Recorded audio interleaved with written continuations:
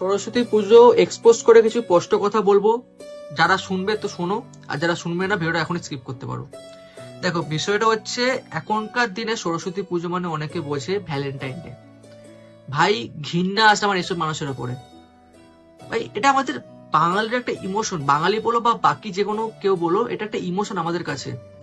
এখনো মনে পড়ে যখন ছোট ছিলাম, সরস্বতী পুজো আসলে সে ভোরবেলা উঠতাম অঞ্জলি দেওয়ার জন্য, স্নান ঠান করে উপোস টুপোস করে সরস্বতী মায়ের কাছে গিয়ে বলতাম মনে মনে, মা প্লিজ পাস করিয়ে দাও, মা আমি যেন ফার্স্ট হই, মা আমার খুব যেন ভালো রেজাল্ট হয়।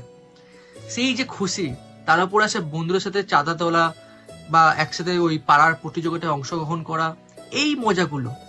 কিন্তু মানুষের এখন সরস্বতী পুজো মানেই প্রেম প্রেম প্রেম, গার্লফ্রেন্ড বয়ফ্রেন্ড, আর গার্লফ্রেন্ড বয়ফ্রেন্ড যদি না থাকে সরস্বতী পুজো হচ্ছে খারাপ। মাঝে মাঝে ভাবি যে এইটাই কলিযুগ, আর এই কলিযুগ যদি এখনই এরকমই হয় তাহলে ভবিষ্যতে কি হবে। বাট সরস্বতী পুজো মানেই শুধু গার্লফ্রেন্ড বা বয়ফ্রেন্ডের সাথে ঘোরা না ভাই আর বোনগুলো। সরস্বতী পুজো মানে আলাদা একটা ইমোশন আছে। এবং তোমাদেরও কি কি বক্তব্য সরস্বতী পুজো নিয়ে তোমরা অবশ্যই কমেন্টে জানিও। আর এই ভিডিওটা সবাইকে শেয়ার করে দিও যাতে সবাই এই ভিডিওটার মানে বোঝে।